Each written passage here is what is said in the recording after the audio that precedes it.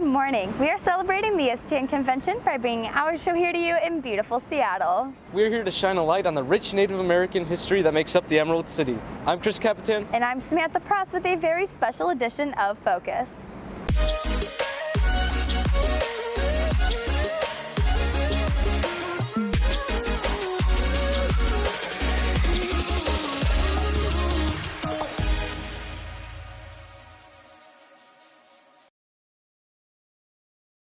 Since Seattle is right on the coast, fish were a vital necessity to tribes, both physically and spiritually. Not only did they serve as a primary food source, but depending on the tribe, they represented different things like fertility, good health, and wisdom.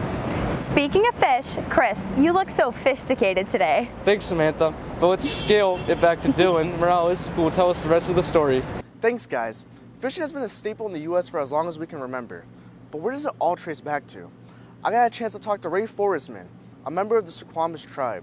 Ray gave me some insight on the impact and history that Native Americans had on fishing. Okay, my name is Ray Forrestman. I'm from Suquamish Indian tribe.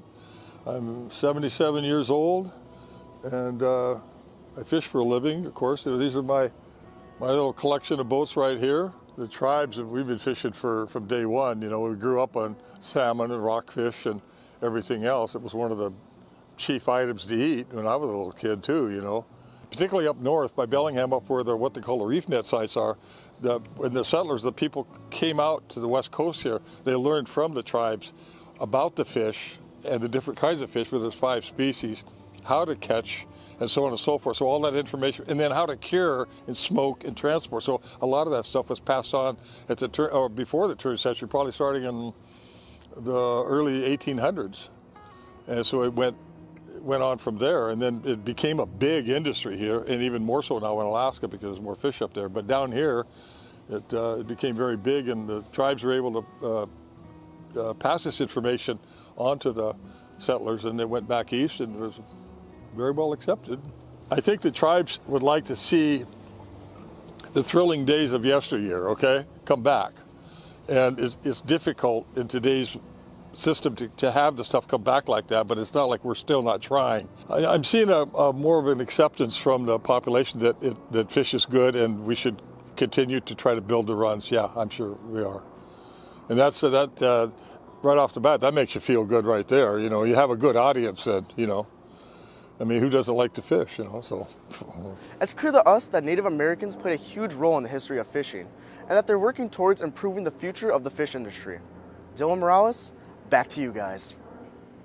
For some people, art is a way to express themselves and show others their creativity, but it is also a way to connect spiritually and discover the past. Art is everywhere in Seattle, and Native American art has made a huge impact, not only on the city, but on many other artists as well. In our next story, Jane Richards shows us the beautiful art of Seattle. During the 1900s, the art world saw an influence from an array of different cultures, such as that of Native American. Dale Chihuly was one of those artists, and here at the Chihuly exhibit in Seattle, his work is on display and showcases how Native American culture influenced art.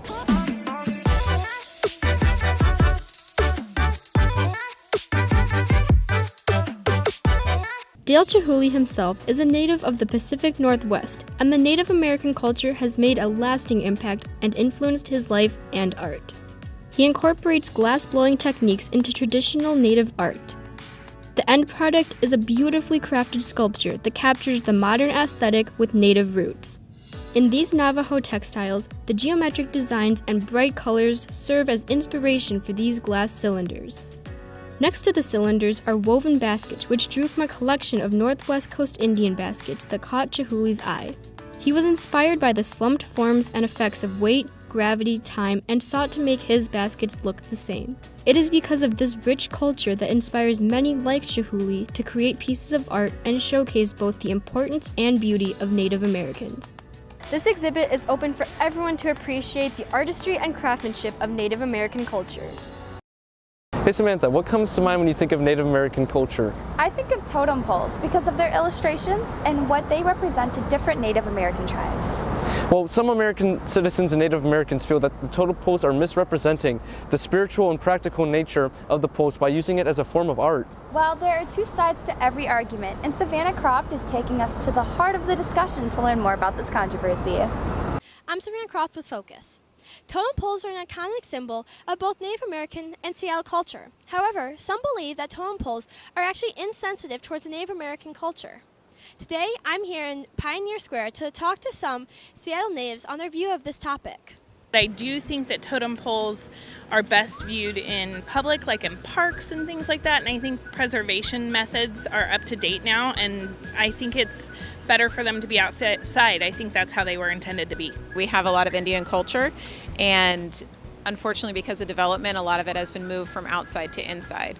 So right now here in Seattle, I plan on going to a couple of the museums to see some of the culture preserved. And I think in general with any type of history, it's important to keep it, preserve it, so that other people can learn from that history and enjoy it too as part of, what it does for the history, for the culture, and all of that. I think as long as you have local approval from the tribes that the artwork comes from, that's totally acceptable. I think the only thing is that obviously it depends on what the city wants and depends on what the people are okay with. And I think especially since there's been discussion about how we're not really talking about Native American culture anymore, especially since we have a lot of influence in the city of Seattle. I think that it's important to keep these relics up, especially since there is a lot of history and identity that goes with the city. As you can see, there are several different viewpoints of this topic.